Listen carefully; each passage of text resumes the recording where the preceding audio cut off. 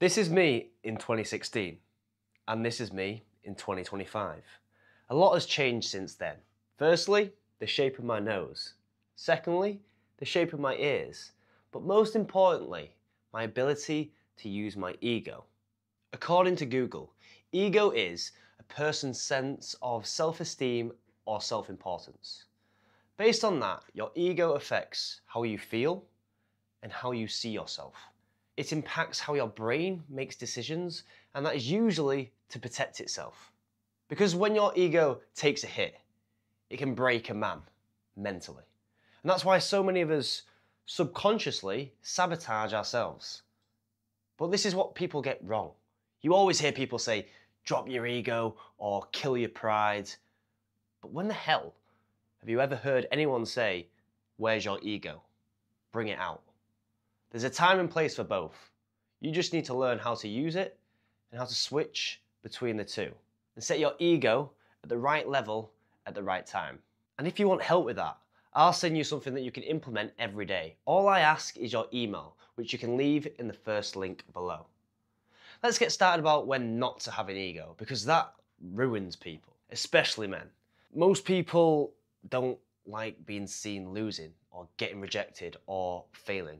But it's not actually them, that's their ego. And maybe that is you. Maybe you avoid situations where your ego could take a hit, because egos hate losing and they hate looking stupid. I used to be the same. That picture that I showed you at the very start, 1 week before that, I was rolling with my coach, Josh Dilcock, in a gym in York. It's 8 PM on a Thursday night. We slap hands, slap, fist bump, go. Within 20 seconds of rolling, he's already got me in a triangle choke. He starts squeezing. He starts getting the angle a little bit tighter. He looks at me in the eye and just goes, "You gonna tap me?" I just go, "No." And then he let go. Maybe because I'd only been doing it a couple months and he was a seasoned veteran, or maybe because I was 16 and he was like 30. But he let go and then we started rolling again. And within 10 seconds, he got me back in that triangle choke. But only this time, a lot tighter. He does the same thing. He looks at me in the eye and goes, "Are you gonna tap, mate?" And I do the same thing. No. 2 seconds later, I was out cold, unconscious. It's the first time I've ever gone to sleep. And it was all because of my ego. If I had tapped, I could have just gone again straight away. But instead, I woke up to Josh over the top of me with my legs above my head shaking me. And he was just laughing. And then I started smiling once I realized what happened. And even then, my ego still took over and went, "Yeah, but at least I didn't quit, mate." Now, don't get me wrong. That is a great mindset to have when it comes to fights. And I've had to use it before. But in training, going to sleep on the mat is not the move. Training is a chance to learn. It's an opportunity to learn. It is not a place to die for no reason. The sooner you let your ego accept rejection, defeat, or embarrassment, the sooner you open the door to insane growth. You stop holding back from talking to that girl, or you start speaking up, or trying something new. Because you're not scared of the outcome anymore. Your ego can handle it. But if you turn your ego fully off, you will end up like a complete and utter loser. You know those guys that live in the basement of their mother's house until they're 50 years of age and they play video games? That's what no ego looks like. If you have no ego, you have no drive, you have no competition, you have no fire inside you to improve.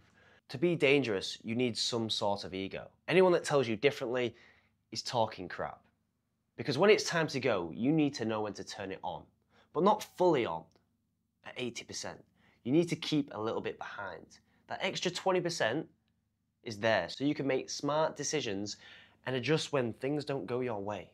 Take myself, for example. If I go into a fight with 100% ego and I'm working my striking, I'm throwing strikes, but I'm just getting pieced up, none of it's working. If I had 100% ego, I would carry on doing that. But if I leave 20% behind, it allows me to readjust my game plan and decide what to do next. Okay, striking's not working. I'm going to move on to wrestling. I then wrestle my opponent. I get them down. I get the submission. I get the win. But if I had 100% ego within that fight, I would not ever be able to adapt. And being able to balance of when to have an ego and when not to have an ego, that is where the magic happens. And your ego isn't always loud. Sometimes it's very, very quiet. You see these people that go past in G-Wagons, in Lamborghinis, in Ferraris. I look at them and my ego takes over. Not that I'm envy of them, just that feeling like he's no different to me. My ego doesn't say he's better than me, it says why not me? And that's the question that makes me work. It's the same reason that I film when I'm tired. It's the same reason I train when no one's watching. You need both. But be the guy who's willing to learn from anybody, no matter their ability, who can laugh when he gets embarrassed, who can try things that make him feel uncomfortable. But also be that guy who can turn the switch on when it's time to go within a click of their fingers, who uses their ego to push them when it's needed and drive them to be better. Because your ego isn't your enemy. You just need to know how to use it and when to use it. And that being said, your ego should also allow you to learn and take knowledge on board so you can grow as an individual.